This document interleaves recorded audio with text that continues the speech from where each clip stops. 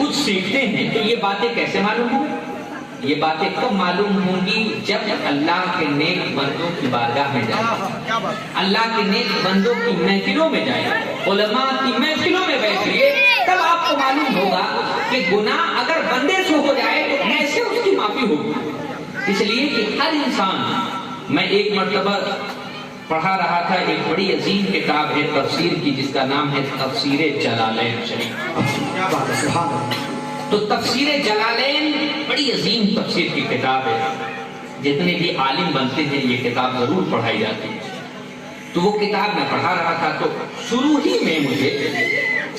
عربی کی ایک عبارت ملی، اس میں لکھا تھا الانسان مرکب من الخطاء والنسیان۔ انسان بھول سے اور خطا سے مرکب، بات سمجھیں، خطا مانے یعنی گناہ، گناہ بھی اس سے سرزد ہوں گے، بھول چوک بھی ہوگی، دنیا میں بہت ساری چیزیں ہوگی، وہ اسی سے مرکب ہے، اسی سے بنایا گیا۔ تو دنیا میں بہت سارے لوگ آئے جن سے خطائیں ہوئی، بہت سارے لوگ ایسے بھی ہوئے جن کے دامن گناہوں سے پاک رہے، لیکن جب تک ہم زندہ ہیں، یہ ہمیشہ یاد رکھیے، تب تک ہم اپنے گناہوں کو بخشوا سکتے ہیں، تب تک ہم اس کی معافی تلافی کر سکتے ہیں، لیکن جس دن ہماری موت آ گئی، موت کا فرشتہ آ گیا، پھر ہم اپنے گناہوں کی بخشش خود نہیں کر۔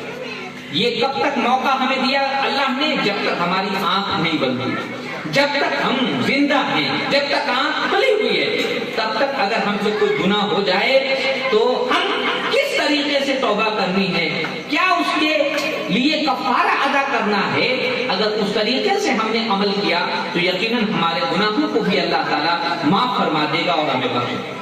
لیکن جہاں موت آ گئی تو پھر اب آپ دوسروں کے محتاج ہو گئے، جب دوسرے آپ کے لیے دعا کریں گے تبھی فائدہ ہوگا، ورنہ آپ خود سے اپنے آپ کو فائدہ نہیں پہنچا سکتے۔ تو اسی لیے جب تک ہم زندہ ہیں علماء کے پاس بیٹھیں تاکہ ہمیں معلوم ہو کہ اگر ہم سے کوئی گناہ ہو گیا ہے یا ہو رہا ہے تو اس کی توبہ کس طرح کرنی ہے، سبحان اللہ، سبحان اللہ، توبہ کس طریقے سے کرنی ہے، کس طریقے سے اللہ تعالیٰ معاف فرمائے گا اسے، اور کیسے اللہ تعالیٰ ہمیں بخشے گا۔ اس لیے کہ دنیا میں تو آپ اپنے آپ کو بخشوا سکتے ہیں، گناہوں سے توبہ کر سکتے ہیں، قیامت کے میدان میں جب پھنس جائیں گے تب کون پرسانے حال، تب کون پرسانے حال۔ اسی لیے دنیا میں اگر گناہ ہو جائے تو دنیا ہی میں توبہ کر لیجیے، دنیا ہی میں توبہ کر لیجیے، اس لیے کہ مرنے کے بعد کا حساب بہت سخت ہے، وہ ہم اور آپ نہیں دے پائیں۔ اب دیکھیے ہمارے معاشرے میں عام طور سے لوگ نماز چھوڑے رہتے ہیں، نمازوں کی طرف ہم سنیوں کا دھیان بہت زیادہ جاتا ہے، ہم لوگ زیادہ تر بس میلاد، فاتحہ، جلسہ جلوس یہ سب کرنے میں لگے رہتے ہیں۔ ٹھیک ہے، یہ سب چیزیں جائز ہیں، کر سکتے ہیں، لیکن آپ مجھے بتائیے کیا جلسہ جلوس کرنا یہ فرض ہے؟ فرض تو ہے، کریں گے تو ثواب ملے گا، نہیں کریں گے تو کوئی گناہ نہیں ہے۔ لیکن آپ سب کو معلوم ہے کہ نہیں کہ نماز فرض ہے، روزہ فرض ہے، زکوٰۃ فرض ہے، حج فرض ہے، اور فرض اسے کہتے ہیں جو معاف نہیں ہو سکتا، فرض اسے کہتے ہیں جو آپ دعا مانگ کر معاف نہیں کرا سکتے، کیونکہ وہ فرض تھا اور فرض ادا نہ ہوا تو اب وہ قرض بن گیا، وہ قرض ہو گیا، اور قرض ہم نے ادا نہ کیا تو پھر یا تو سزا ہے یا تو پھر ہر حال میں اس کی ادا ہے، ہر حال میں اس کی ادا ہے۔ فرض دعاؤں سے معاف نہیں ہو سکتا۔ آپ نے اگر پوری زندگی میں ایک وقت کی صرف نماز چھوڑ دی تو ایسا نہیں ہے کہ بڑھوتی میں خیال آیا کہ یہ پروردگار ایک وقت کی میری نماز چھوٹ گئی مجھے معاف کر، اللہ معاف نہیں کرے، اس کو پڑھنی پڑے گی۔ آج 10 سال کی نماز چھوٹ گئی، بڑھوتی میں اگر خیال آیا کہ ہمیں نماز پڑھنی ہے تو 10 سال کی جو چھوٹی ہوئی نماز ہے اس کی قضا کرنی پڑے گی، قضا کرنی۔ لیکن اب سوال پیدا ہوتا ہے کہ بہت سارے لوگ دنیا سے چلے آتے اور اپنے گناہوں کی نہ معافی مانگ پاتے ہیں اور نہ ان کے اوپر جو چیزیں ضروری رہتی ہیں اس کی وہ بھرپائی کر پاتے ہیں، اور ایسے ہی چھوڑ کے سارے اعمال دنیا چلے جاتے ہیں۔ مثلا بہت ساری نمازیں چھوٹ گئی، بہت سارے روزے چھوٹ گئے، زکوٰۃ نہیں دیا وہ بھی چھوٹ گئے، کسی کا قرض نہیں دیا وہ بھی چھوٹ گئے، بیوی کو مہر نہیں دیا وہ بھی چھوٹ گئے، بہت سارا گناہ کر لیا دنیا میں وہ بھی چھوٹ گیا، صدقہ نہیں دیا وہ بھی چھوٹ گیا، اور سب کچھ چھوڑ چھاڑ کے دنیا چلا گیا۔ بھرپائی کیسے کی جائے؟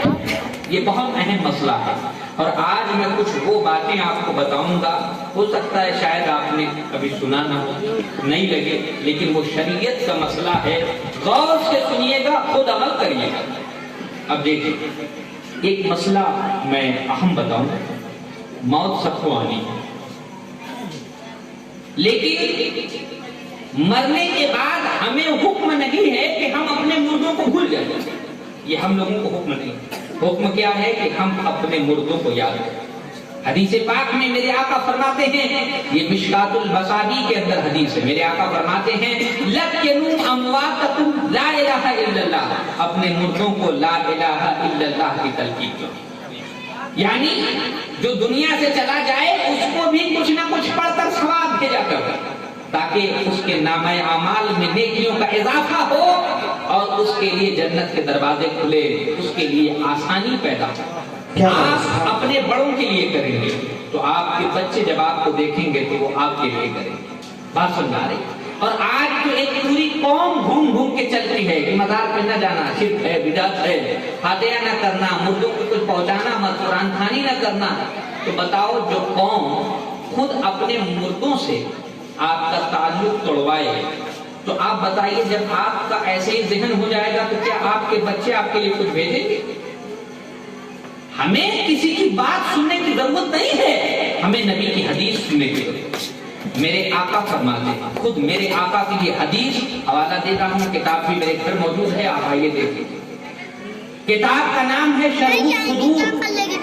لکھنے والے علامہ جلال الدین سیوطی علیہ الرحمہ،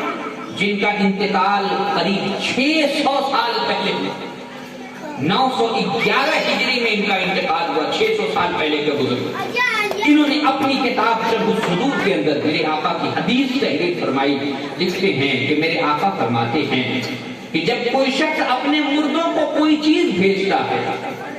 میرے آقا فرماتے ہیں کہ فرشتے سونے کے تخت میں اسے سجا کر اس مردے کے سامنے پیش کرتے ہیں۔ میرے آقا فرماتے ہیں کہ وہ مردہ اس چیز کو دیکھ کر اتنا خوش ہو جاتا ہے جس طریقے سے دنیا میں اگر ہم کسی کے پاس کوئی تحفہ بھیجتے ہیں تو وہ تحفہ پا کر خوش ہو جاتا ہے۔ میرے آقا آگے فرماتے ہیں کہ مردہ خوش ہوتا ہے اور خوش ہونے کے ساتھ ساتھ اپنے ارد گرد کے مردوں پر فخر کرتا ہے اور کہتا ہے لوگوں دیکھو آج میرے بچے نے میرے لیے یہ بھیجا ہے، میرے فلاں نے میرے لیے یہ بھیجا ہے۔ آپ خود غور کیجئے کہ اگر آپ کے گھر کا کوئی شخص سعودیہ رہے اور وہ آپ کے لیے کوئی گھڑی بھیج دے، موبائل بھیج دے یا کوئی قیمتی، تو آپ دکھاتے رہتے دیکھو میرے بھائی نے یہ بھیجا، کتنا خوش ہو جاتے ہو آپ، کتنی خوشی آپ کو حاصل ہوتی ہے۔ میرے آقا فرماتے اسی طریقے سے وہ مردہ خوش ہو جاتا ہے اور اپنے ارد گرد کے مردوں پہ فخر کرتا ہے، کہتا ہے اے لوگوں آج دیکھو میرے فلاں نے میرے لیے کیا بات ہے۔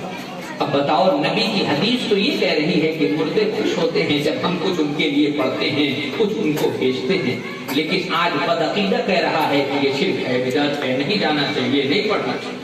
تو یہ ان کا نصیب ہے، انہیں کچھ نہ ملے، لیکن ہم تو سنی صحیح العقیدہ ہیں۔ ہمارے آقا صلی اللہ تعالی علیہ وسلم کی بارگاہ میں جب صحابہ آتے اور یہ پوچھتے کہ ہمارے یہاں فلاں کا انتقال ہو گیا ہے یا رسول اللہ ہم اس کے لیے کیا کریں، خود میرے آقا صلی اللہ علیہ وسلم انہیں بتاتے تھے اے میرے صحابہ یہ چیز کرو، اے میرے صحابہ یہ چیز کرو، اس میں تمہارے گھر والوں کے لیے زیادہ فائدہ ہے، زیادہ اس میں ثواب ملے گا۔ میرے آقا کی تعلیم یہ تھی۔ خود حضرت سعد بن عبادہ ہیں، یہ میرے آقا کے صحابی ہیں، جب ان کی والدہ کا اچانک انتقال ہوا تو میرے آقا کی بارگاہ میں یہ پہنچ گئے، عرض کی یا رسول اللہ میری والدہ کا انتقال ہو گیا ہے اور میری والدہ کا جب انتقال ہوا تو میں انتقال کے بعد ان کے پاس پہنچا،